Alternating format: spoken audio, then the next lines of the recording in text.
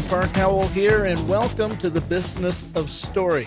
Today, you will learn how Clate Mask reframed the brand story of a successful 17-year-old company called Infusionsoft to Keap, and how the name Keap, spelled K-E-A-P, is the aspirational North Star for everything the brand stands for. But first, have you tried our new ABTs of Agile Communications short online course? Here's what folks are saying about our ABT training. Samantha Scholl here, Entrepreneur Program Manager for the Better Business Bureau. And Park, I am just reaching out today to say thank you. Thank you so much for your thought leadership. Your Business of Story training, with the emphasis of the ABTs of storytelling, has helped 160 businesses. Yes, can you believe we've graduated 160 businesses so far? And it is thanks to you that those businesses now feel confident telling their story. They understand how to use their story to increase revenue, make that impact that they really, truly need. They use their ABTs in their final showcases, and many of them use them for their final pitch, which won them some money. So thanks again, Park. You are the best. In terms of the ABT course, I love it. I love the simplicity of it. I love how easy it is to use and how well things are described and presented to you.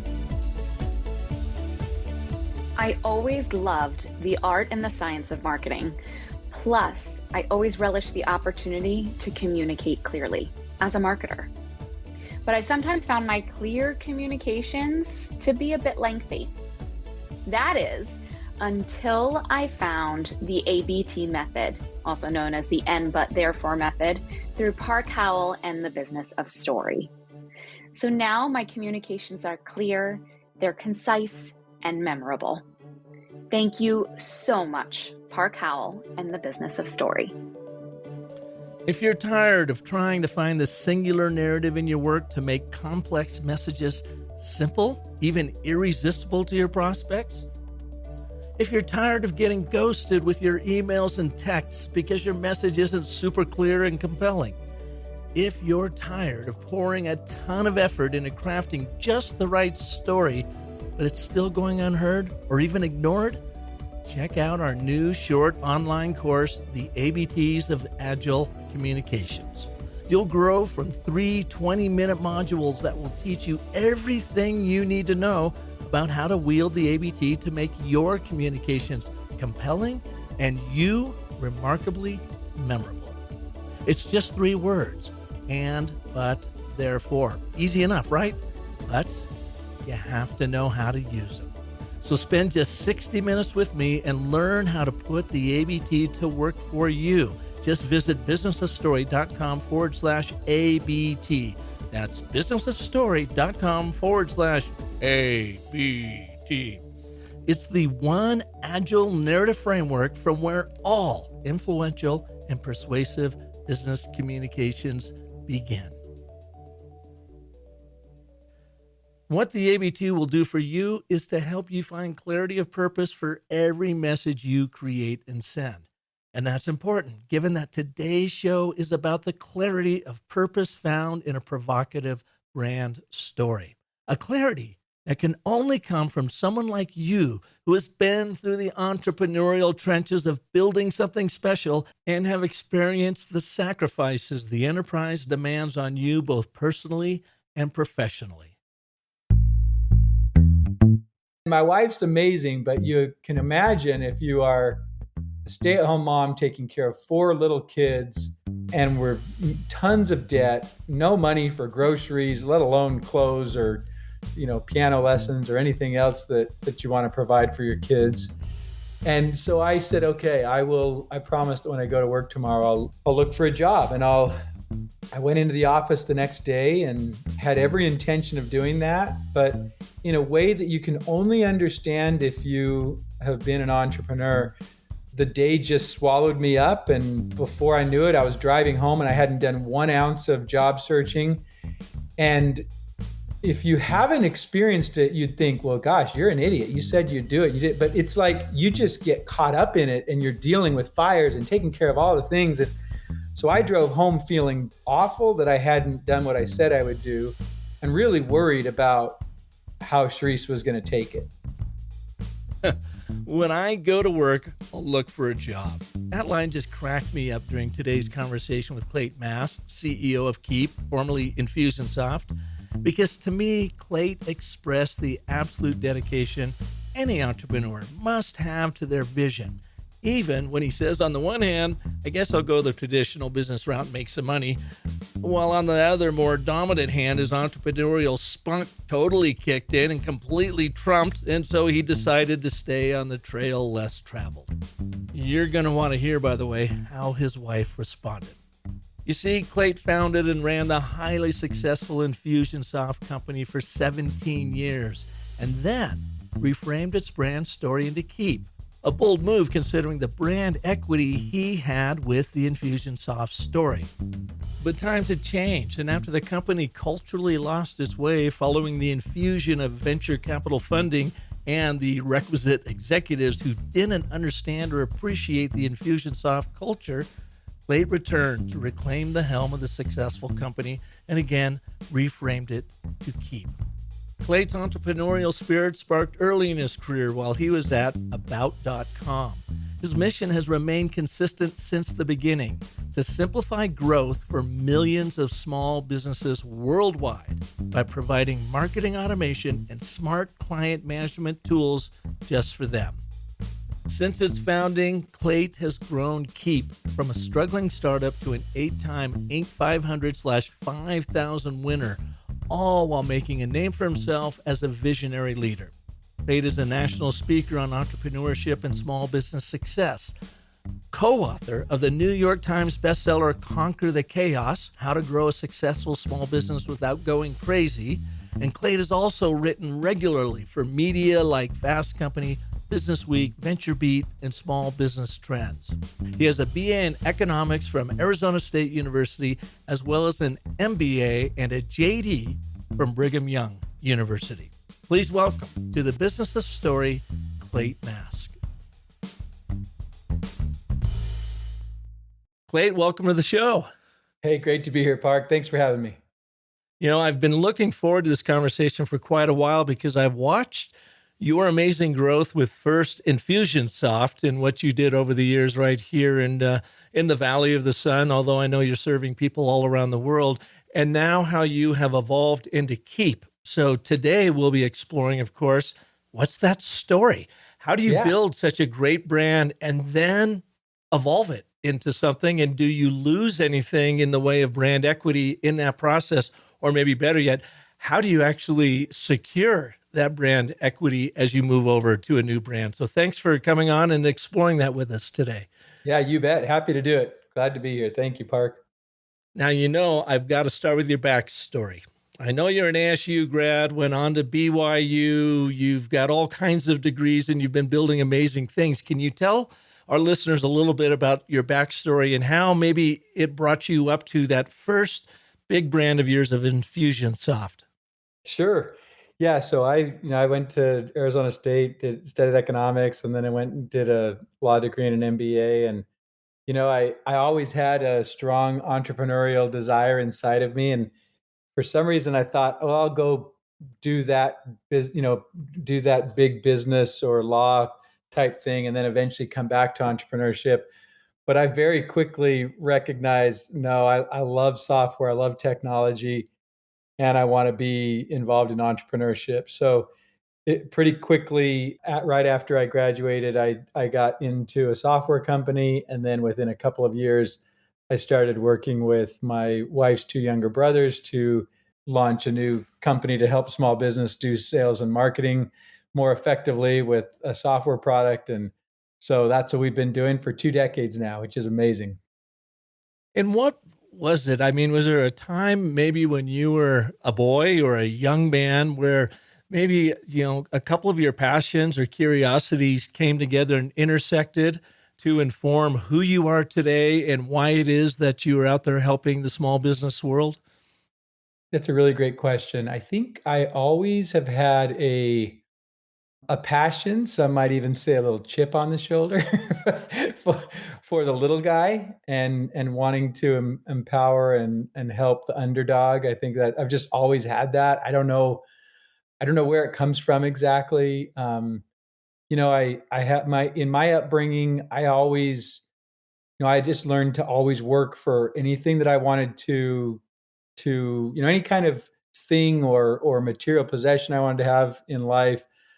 My parents taught me from a young age, you've got to work for that. And I've said this many times, my parents didn't give us anything except for love, which was the most important thing, of course. And that was just the way we were raised. It was, most of my siblings now are entrepreneurs, and it was just something that was just bred in us to go to work if you wanted to create something or have something in life. And so my dad's a teacher. My mom was a stay-at-home mom for most of my life, but toward the tail end of all the kids, the six of us growing up, she became an entrepreneur and started an interior design business and did amazingly well with it.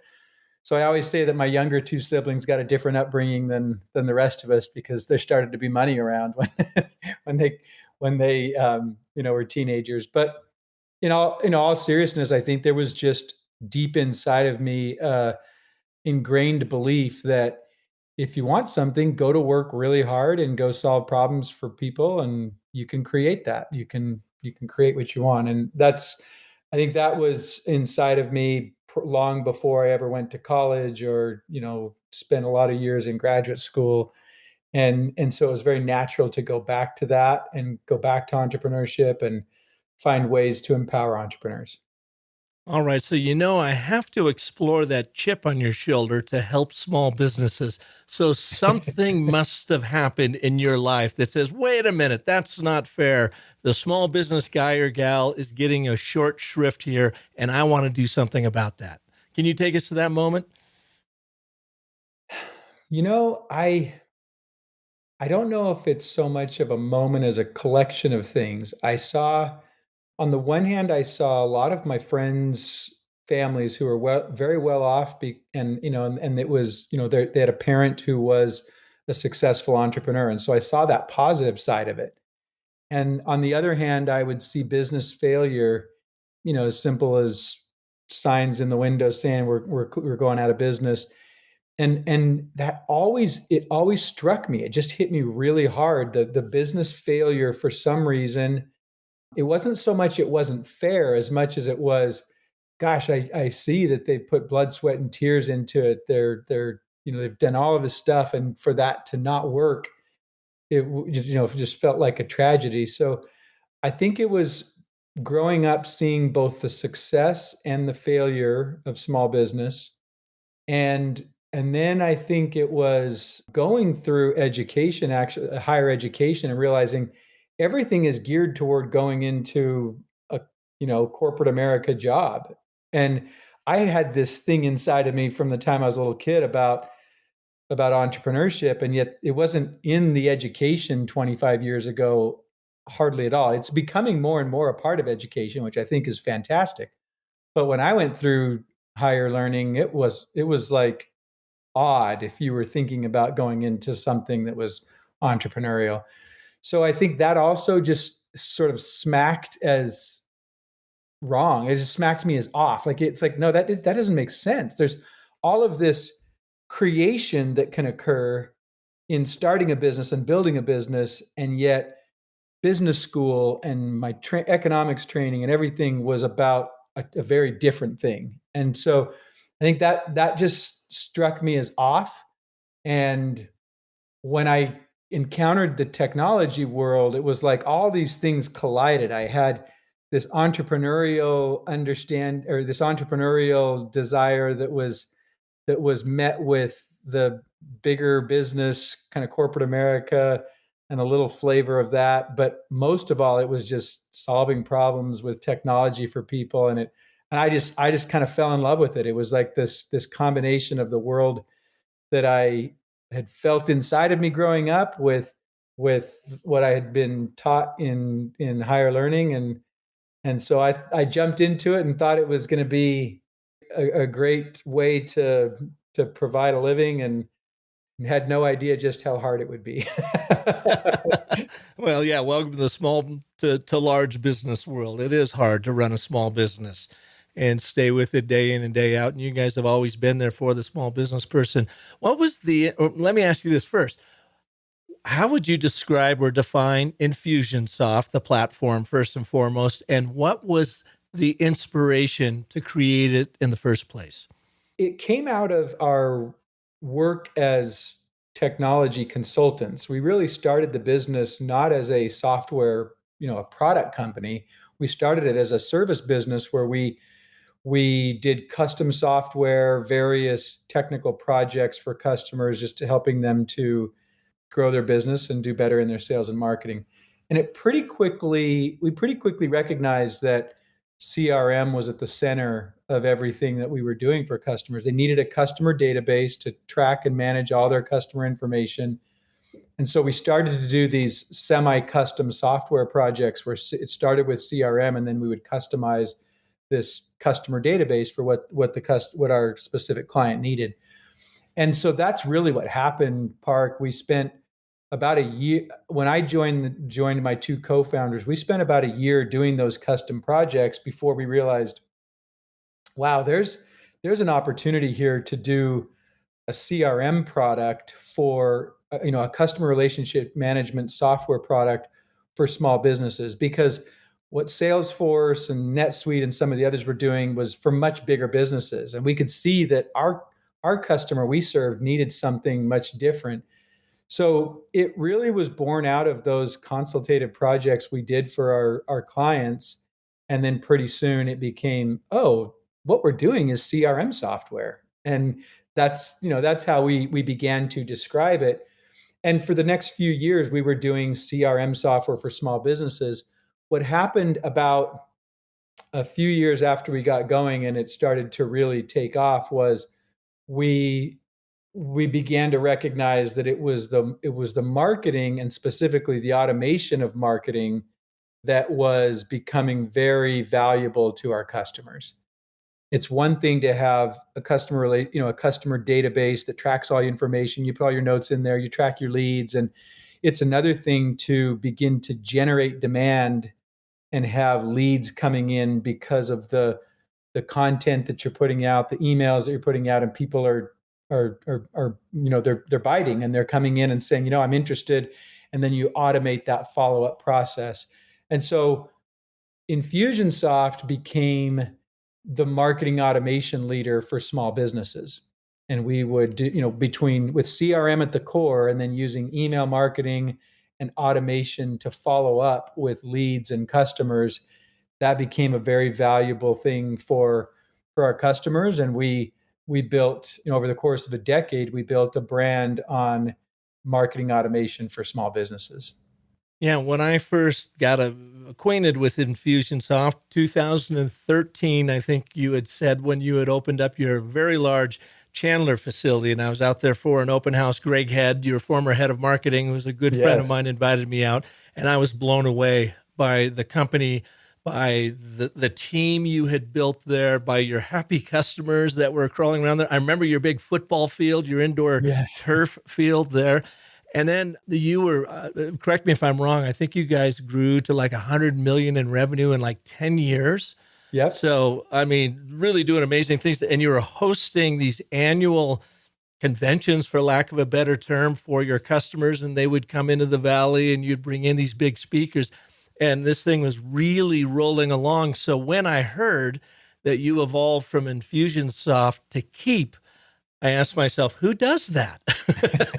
Because of the inherent risk of losing all of that brand equity in your story of Infusionsoft and kind of having to start over in some respects. So can you talk to us a little bit about what was, the impetus to move and evolve from Infusionsoft to Keap? Yeah, you bet. Infusionsoft is very, it was very powerful software for a more marketing oriented small business. Like I said, it's marketing automation. And when we created it, it was very powerful, but it was also very complex. And if you were not if you were a mere mortal as an entrepreneur and not a marketing savant, it was like, oh, this is pretty darn challenging. I need to get consultants to help me with this. I got to have a team to help me with this. And so what we began to do, we began to work on a lighter version of the product that would enable customers to come in and get started in an easier way. And then as they became more savvy as marketers and as they learned more about our platform, they could move up into that Infusionsoft product. And so so we started building that. And then we recognized, well, more people are going to start from that light version, but the brand stands for a more power tool for a more savvy marketer. So it started to make sense to say, well, look, if we're going to have this lighter version, we should actually name the business around the lighter version and then let the high end version of our brand be the Infusionsoft product that's known by. So that was the rationale for it. And I will tell you that you're right. It's hard because you've got a bunch of brand equity, and I remember, we have a mutual friend, Greg Head, who told me it's really hard to change the name of the company. I said, yeah, I know. And we've been through it now for a couple of years, and it is hard, but we did it because we have the long-term view in mind. And we know that, it's what we see long-term is the brand needs to stand for, yes, it's powerful, but it's got to start with easy. And we've always been about creating an easy and powerful platform to help small businesses grow with sales and marketing automation. And so the first change to Keap versus Infusionsoft is ease of use. The second change is that with Infusionsoft, it was more about marketing automation, and with Keap, it's sales and marketing automation. So what do you do if you've got a pipeline and you're managing, you're managing a pipeline of leads, and you've got a small sales team that's working those. Well, Infusionsoft was really never great at that. It was not really what it was designed to do. So we've designed in Keap a very easy to use, drag and drop, visual, simple way to manage a pipeline, as well as all of the tasks and quotes and invoices and things that are associated with closing the business. So I guess the long and short of it is the difference in Keap and Infusionsoft is that first we designed for simplicity to appeal to a less sophisticated user. And second, we recognized that sales and marketing need to go together. And when that customer has a sales lead that they're working, it's not just about automated follow-up to convert that client. You have to actually, there's a combination of sales and human of automated and human activities that are occurring in order to move that sales lead to a closed sale. So I love what we're doing. Is it without its challenges? Of course not. There's brand equity that, frankly, 2 years later, we're still working to get, everybody to understand that Infusionsoft is now Keap. And I suppose we'll be doing that for another couple of years. It's just part of what you accept when you take it on. But we're doing that for the vision and what we see. And there's definitely an important story around it that, I'm happy to share with you. Yeah. I'm glad you did that too, because after being in the marketing world for 35 plus years, I think I'm a fairly savvy marketer, but I am an absolute mere mortal when it comes to these CRMs. And I got to tell you, Clate, I did try to use Infusionsoft, as I called it back then, and I was so frustrated I couldn't use it. And I even lamented to Greg, I go, it makes me feel dumb because it's so smart. I just didn't know where to begin. And do you find that a lot of marketers, they're like, just help me with my sales and marketing. Don't make me an IT person. Exactly. Don't make me try to really understand what the construct of this user experience is. Just make it easy for me. Yeah, that's exactly right. And you think, well, why didn't you just say, well, we'll just call it Infusionsoft Lite? Well, I was going to ask you that. If you do that, you're still anchoring on the powerful, the brand is around the power, and you miss the point that, hey, come in and get started with our easy automations and, an experience that's designed to help you. And so we considered that, we thought about that, and ultimately we decided, no, let's make the brand stand for an easy experience. I mean, just the word Keap versus Infusionsoft. Infusionsoft's a mouthful, and whenever you're adding something to it, oh, okay, well, the Infusionsoft Academy, or it just there's a lot to it, and so getting it to stick for people to understand. Keap's easy, and entrepreneurs use Keap to grow their business. It's a more sticky way to build the brand. What was the biggest challenge you had with the Keap brand story to make that transition? The biggest challenge was honestly the SEO and traffic. Just you have so much organic and natural traffic that goes along Infusionsoft. It wasn't until maybe 6 months ago that we got to the point where the Keap traffic eclipses the Infusionsoft traffic. And we've changed the name long ago, and yet people still say that. It's in the lexicon. It's just what people talk about because that's what they said for years. So that then affects your SEO. It affects your traffic to your website, and that truly has been the biggest challenge to work through. And I feel like we're finally on the downhill slope of that. But wow, that was a lot of work to go through. You essentially had to start over with your SEO, no matter how good Infusionsoft was, that you have to begin anew like a startup with it. Now, you were able to play off of your existing customer base and so forth. Did you have many people leave because of this, or were you able to use your existing customer base to help propel Keap forward? Yeah, that's a really great question. We went through a period of time where internally there was disagreement about what Keap should be. Should it be a very simple CRM that didn't have any marketing automation and sales automation, or should it be a CRM with easy sales automation and easy marketing automation?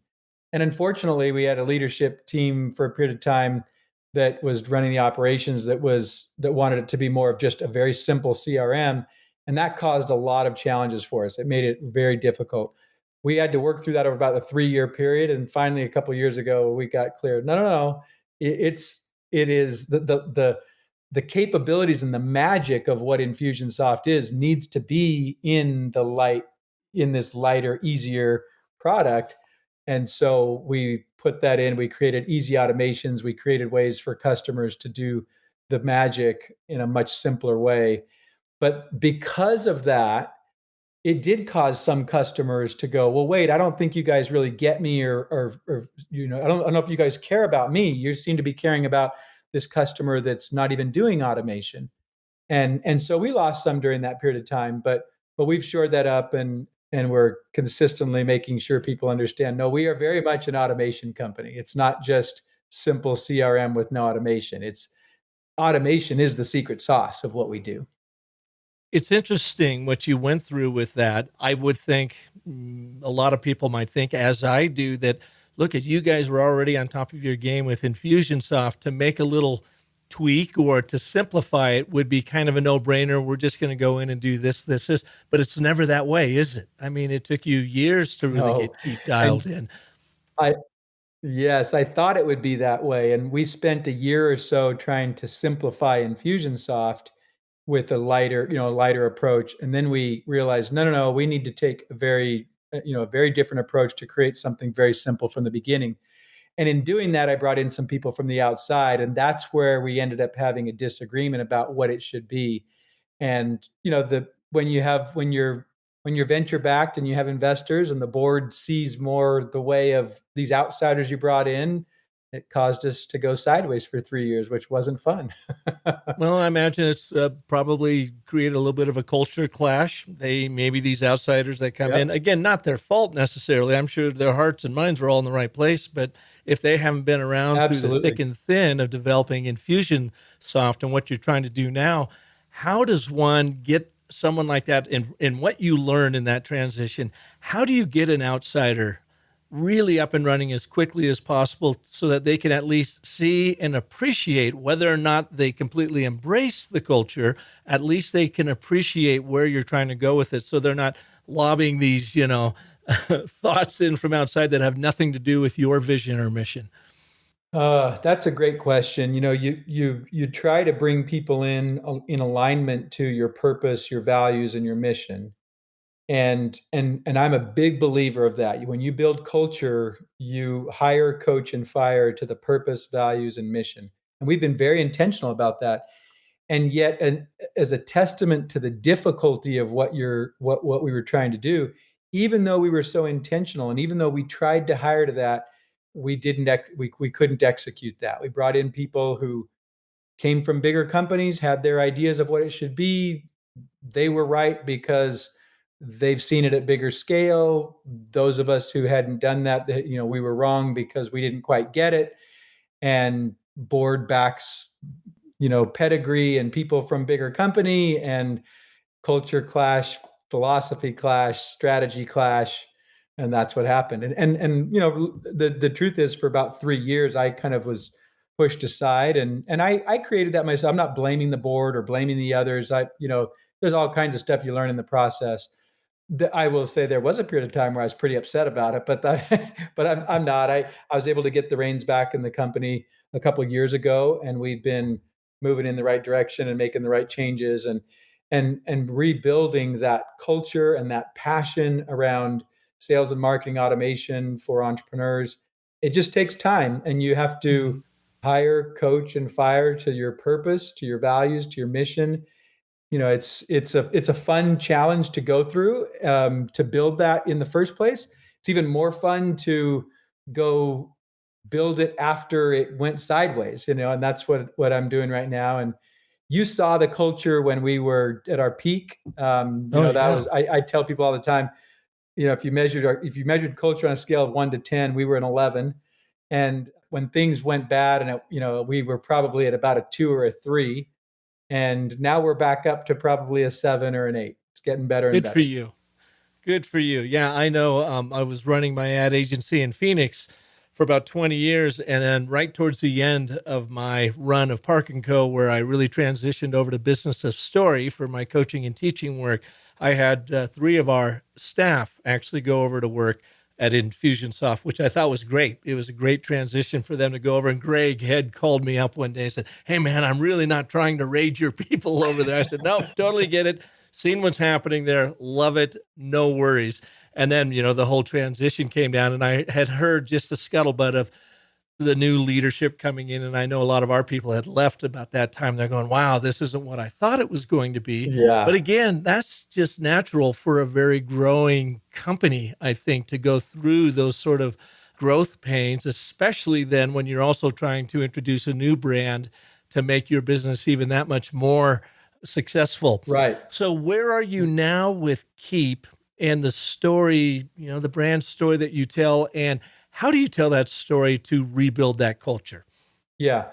It really comes down. People ask all the time, well, why do you call it Keap? And there's a really important story to why we call it Keap. And that is that, and I don't think you've heard this, so I'm glad that I I have an haven't. opportunity to share it with I you. was going to ask you that very question. Yeah. This company always has been about the grit of entrepreneurs. It's not just, we don't just serve small businesses, we serve the entrepreneurial ones that have the perseverance and the tenacity and the courage to go create something in their business and do something that fulfills them and makes an impact, and stare down all of the challenges and difficulties that come along with entrepreneurship. And them, and I know them, and our listeners who have created something know what this looks like. And it's different if you go get a franchise, where you don't have to create something from scratch and actually build something. So that grit, that perseverance to us is sacred. We just honor it. We love it. We love the people who bring that. And we've always been that way.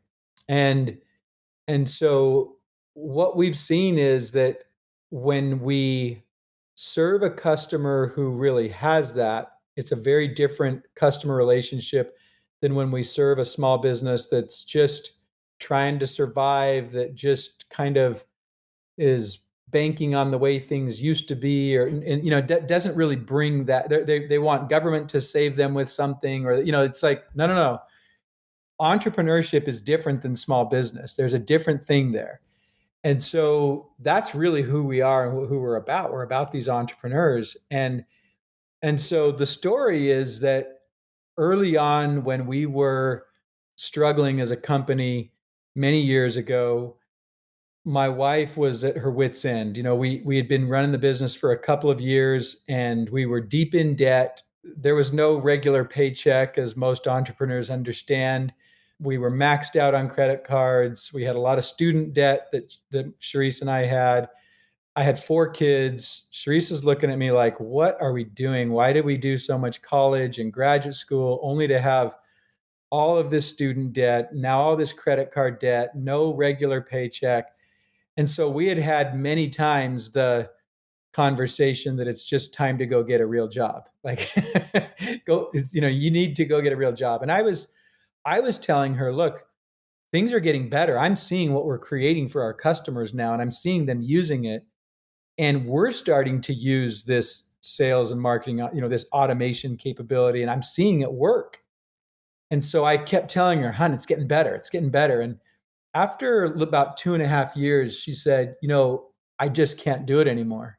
You've got to promise me. I can't. And we had, a very tear-filled conversation one night where I realized I wasn't going to be able to persuade her any longer. She was just at wit's end. And so she said, I just, for my sanity, I have to know that you will look for a job. And so please promise me that when you go to work tomorrow, you'll look for a job. And I hated to admit it because I was like, I know we're getting there. I can see it. We're getting there. And by the way, I had my doubtful periods as well previously, but I had worked through that and I'd started to see the impact. And yet she was 100% right that it wasn't getting better at home. I would always say, it's getting better, hon. And she'd say, well, it's not getting better for me. And my wife's amazing, but you can imagine if you are a stay-at-home mom taking care of 4 little kids and we're tons of debt and no money for groceries, let alone clothes or, piano lessons or anything else that you want to provide for your kids. And so I said, okay, I promise that when I go to work tomorrow, I'll look for a job. And I went into the office the next day and had every intention of doing that, but in a way that you can only understand if you have been an entrepreneur. The day just swallowed me up. And before I knew it, I was driving home and I hadn't done 1 ounce of job searching. And if you haven't experienced it, you'd think, well, gosh, you're an idiot. You said you'd do it. You did. But it's like you just get caught up in it and you're dealing with fires and taking care of all the things. And so I drove home feeling awful that I hadn't done what I said I would do and really worried about how Sharice was going to take it. And so I walked into the house that day and she turned around, walked in the room, she turned around and she said, did you look for a job? And I said, no, I didn't. And I braced myself, very worried about how I should respond. And she came across the room and gave me a big, huge hug. And she just, squeezing me really tight. And I haven't told this story in a little while.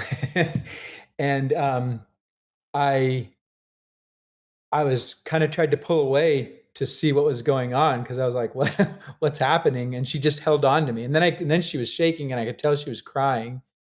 And then I started crying. And I was like, I didn't know what was happening. And finally I was, after like a long time, like probably a minute and a half, it was a long time. She finally let go and she was crying and I was crying. And I said, what happened? What's going on? And she said, everything's going to be okay. Just keep going. And, those words, when you're in that situation, it's amazing to have the support of a partner that you had lost the support of. And so to feel that was incredible. But it was also just to like a mutual recognition that, yeah, just keep persevering, just keep having the grit, just keep going, don't stop. Like we are getting closer. And so, I felt amazing after she said that, because I was like, okay, like I always tell people that's, it's kind of like that Rocky Yo Adrian moment, when you're like, hey, if she supports me, we can do anything. And so that was such a meaningful, crucial moment in our lives together as a couple and in the business. And it really is what enabled us to push through that last part of survival before it started to become a viable business. And if she hadn't had, and I asked her, I said, well, what happened? And she said, God knows what's going on. Everything's going to be okay. Just keep going. And her faith and her willingness to keep at it and to support an entrepreneur who is truly delusional, like, that just meant everything. And what I've said to people is, hey, that's my keep going story. But every successful entrepreneur has a keep going story. And every struggling entrepreneur needs to hear it, because if you don't recognize that you're making progress and you're getting closer, you just need to persevere, then you'll stop short. And that's the real tragedy. And unfortunately, as you know, most entrepreneurs, what's going on inside of their mind and their heart as they're trying to get their business to viability is just really, really challenging. And it's, if you can stay on top of that emotional and mental struggle, you can break through. And then it doesn't mean that all of a sudden it gets easy, but you do have to keep going and persevere through later challenges. But that's the reason why we chose Keap, because it stands for the grit and perseverance of entrepreneurs. Just keep going. I Just love that line, honey. When I go to work, I'll look for a job. I mean, I think there's no truer words have been said about the entrepreneurial spirit. On one hand, you are like, we are so close, we are almost there, but I get it, honey. I will go and look for a job because I need your peace of mind as well. And yet, when you then get into the office the next day, you are so overwhelmed, or maybe not even overwhelmed is the right word. You were so focused on the job at hand to yes. keep going. In this case, Infusionsoft going, right? Yep. That it really then plays to the testament of why you were there in the first place with Infusionsoft and Keap, to help entrepreneurs just like you overcome those keep going moments. Yes. Exactly. You got it. Yeah. And I could see where your culture would buy into that, saying that's what your job here today is, to keep that dream alive for all of our customers, to help them make this CRM, sales and marketing, as easy as possible, so you can take that effort and that worry out of their court and allow them to go and do the other things that they really need to do in addition to that to build their businesses. That's exactly it. Our purpose is to liberate and empower entrepreneurs to strengthen families, communities, and economies. We know that when entrepreneurs are successful, the impact they have on their families, their communities, the economy is amazing. People will say small businesses, the strength, the backbone of a strong economy. It's actually, that's not quite true. It's the successful ones. It's the ones that are growing, that are thriving. And our purpose is to liberate them from the captivity that often enfolds them when they get into small business. They think it's going to be this freedom event, and then they realize, oh my gosh, this business owns and controls my life. And so with automation, you can liberate them and you can empower them to be successful, putting their sales and marketing on autopilot so that it's always running in the background, helping them to generate leads, convert leads, bring in business, repeat business from clients. And then that enables them to be freed up, their staff to be freed up to do the other things they need to do. But our mission is our purpose is to liberate and empower entrepreneurs to strengthen families, communities, economies. Our mission is to simplify growth for 1 million entrepreneurs worldwide by 2030. And the values that we espouse are really all about empowering that entrepreneurial spirit. So that's why earlier when I said, if you hire, coach, and fire to your purpose, values, and mission, then you build just an electric culture. And that's what we had done before. And that's what we're in the process of doing now. We're getting stronger and stronger. Well, and that's the culture that I experienced when I was over there. And so I was so surprised when my folks went there and it didn't work out for them in a very short amount of time because they were in that transition. But It's interesting because I love your vision and mission there, that idea of liberating and empowering entrepreneurs. I've been one since 1995 when I first started my agency, and I've, only worked for myself since then. So I've been through all of those same moments that you talked about. When the VCs came in, and they brought in the outside, quote unquote, experts to help you make this transition into Keap, is it really hard for those experts to see and appreciate and embrace the passion of that vision and mission when they're driven by the money folks that are saying, yeah, that's all well and good.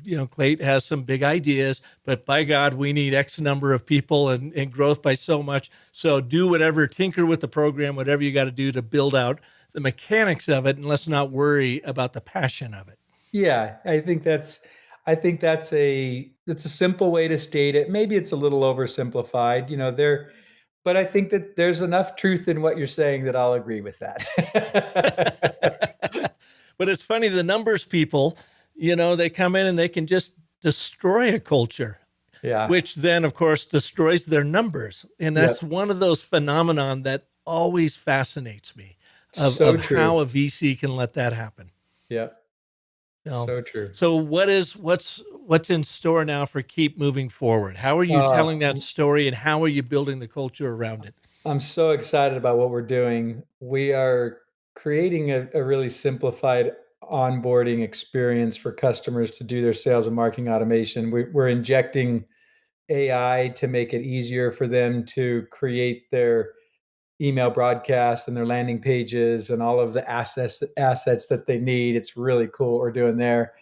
And we're just really focusing in on our target customer. We refer to it as the expert economy. That's our target market. It's these coaches, consultants, speakers, authors, trainers. They build a business up around their expertise. They package and sell that expertise.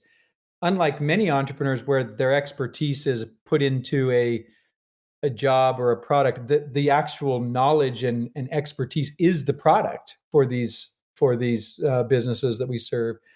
And so coaches and consultants are who we serve. We're really focused on that, helping these experts. Sometimes they're in more traditional industries like accounting or legal but more often they haven't got a degree for it. They just have become an expert in a certain area, and they go and they become a trainer on that or an authority on that. And they need to package up their expertise and sell it.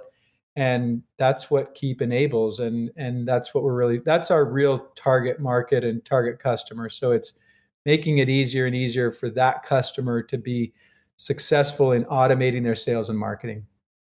So that's me who you're talking to. That's right. That's right. Yeah, everything I learned in all my years in branding, marketing, and running my own ad agency, and then realizing the power and story and the power of this one agile narrative framework that we coach, the ABT, is what has really lit me up. I mean, I ran the gamut of running the ad agency and got kind of burned out in that whole world. But now I do exactly what you're talking about, the expert economy. And I'm studied in it through just pure work, having done it for so long. Right. One of the things, and I'm curious when you talk about Keap with being able to marry sales and marketing, when I am out coaching, and I coach very large brands to very small brands, Home Depot, Banner Health, and so forth, down to the real little guys, one of the large chasms that I'm often brought into is, God dang it, Park, marketing is saying one thing, sales is saying something completely else. The two are pointing fingers at each other. Sales is saying marketing is nothing but a bunch of hyperbole that gets me nowhere. I need these actual sales stories that my audience, my customers and prospects are going to be able to relate to and I can convert on. And so when I'm doing my story teaching, it's often to bridge that gap, to show them these story frameworks, these common frameworks that they can use on both sides of the ledger, marketing and sales, so that you have this consistent, co-created, narrative and the individual stories that support them. With Keap, how do you marry those two? Because they are such different disciplines, sales and marketing, and yet they should be in lockstep with each other. Yeah, that is a really great question. And my short answer is it really comes down to leadership of those functions. And if you can get the sales leader in lockstep with the marketing leader, your chances of success go up dramatically. There will always be some finger pointing. I think that's natural, but maybe finger pointing isn't the right way to say it. There's always some tension. There's always Mm-hmm. some, hey, well, if marketing would just do this, it would make our job a lot easier. Well, gosh, if sales would just take what we've given and do that, then they would actually get better results. So there's always going to be a little bit of that. But when the leaders are at the top are really in sync with each other, then it makes the their entire organizations work together more effectively.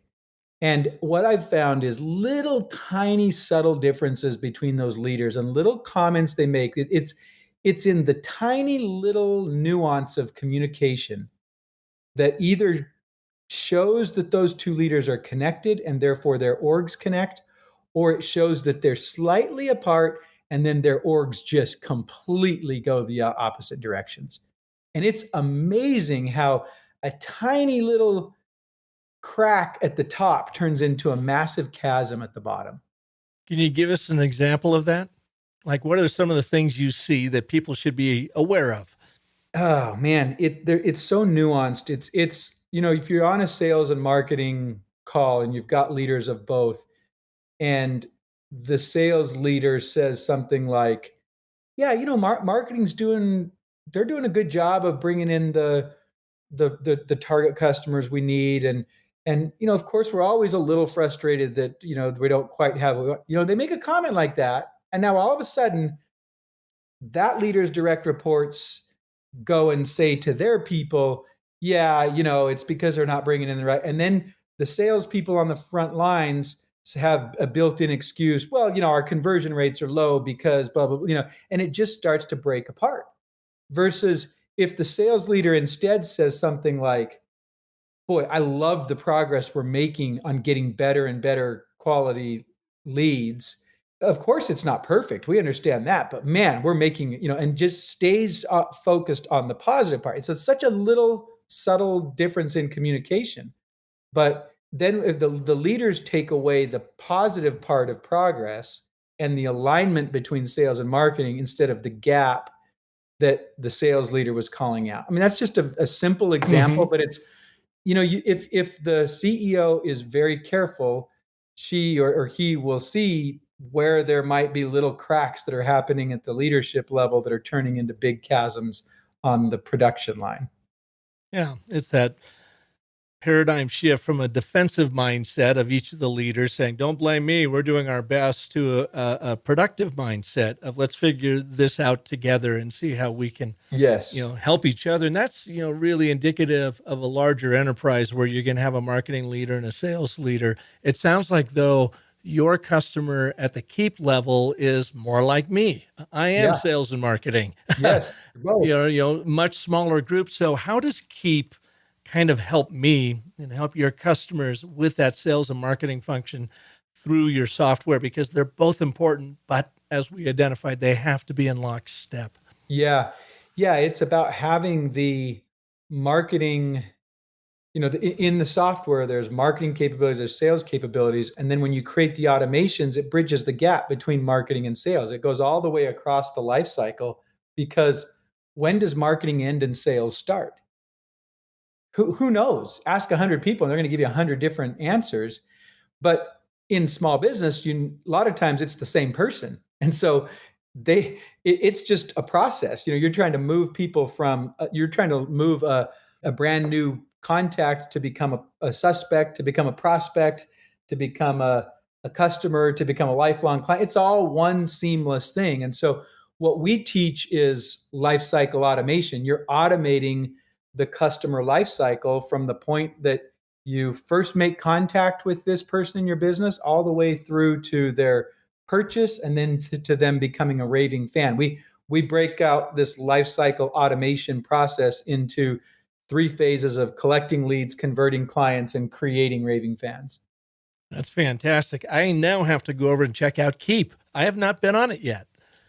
I just thought it'd be more fun to have this conversation from a completely blind standpoint on my end, because I was really curious about your transition. Yeah, you bet. And one of the things I love that we've done is we've created Keap Academy that teaches people. We recognize that you do have to understand a little bit of the background, the strategy. Sometimes it's not just a tool where you get in there and just away you go. You've got to really, you got to teach people and help them understand. And we do these webinars and these workshops where we help them build out part of their their life cycle automation and get hundreds of people on there. It's so fun to see and do. And the product is easier than it was in the past. The coaching and training is guiding them to do it. So you don't have to be a marketing savant. You can do this as a mere mortal. And so it's a lot of fun. It's really fun to see how Keap Academy helps our customers get to great success. Well, Clate, thank you so much for being here. Where can people learn more about Keap and the good work you're doing over there? Yeah, you bet. Keap.com, Keap with an A, KEAP.com. That's where you can learn more about what we're doing, see a bunch of resources. You can join webinars and things that are not just for customers. We do things for entrepreneurs, small businesses generally, and we always have different events and things we're doing. But our passion is to empower entrepreneurs with sales and marketing automation. And is Infusionsoft still going? I imagine it's still a thing, right? Yeah. So the product is still a thing for sure, and it's we refer to it as our max product. So we have it's maximum power, functionality, capabilities. So that's the product that our customers use. And if you started on the high end, then you started with Infusionsoft, but for others, they're starting at the lower end and then kind of graduating up to that. It's the simple answer is Infusionsoft just has a new name. It's the high end of our Keap product line.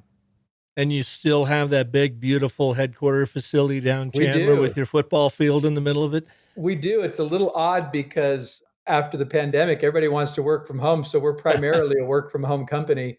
But we do have people come in on certain days and different meetings and stuff like that. So, but yeah, it's a great facility, and it's a lot of fun. Well, I'll have to swing by there the next time I'm down, even though I'm way up here in northern Arizona now, so I don't get down there quite as much as I used to. Yeah. Well, Park, great talking with you. Thanks for taking some time to talk about the story.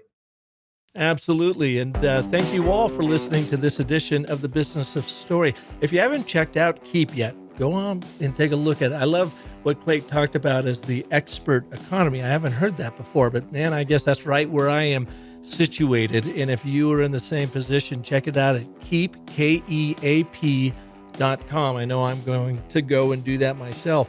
If I can help you with any of your business, brand, sales, and marketing storytelling, come on over to The Business of Story. And if you have yet to check out our brand new course, the ABTs of Agile Communications, you can find it right on our website, businessofstory.com/ABT. It will teach you that one foundational narrative framework where all powerful sales and marketing storytelling begins. And then, of course, you can use your upskilled storytelling skills on Keap to make your automation even that much more powerful. So until next Monday, when we will have another amazing story artist right here for you like Clate, remember that the most potent story you'll ever tell is the story you tell yourself. So make sure that's an epic one. Thanks so much for listening.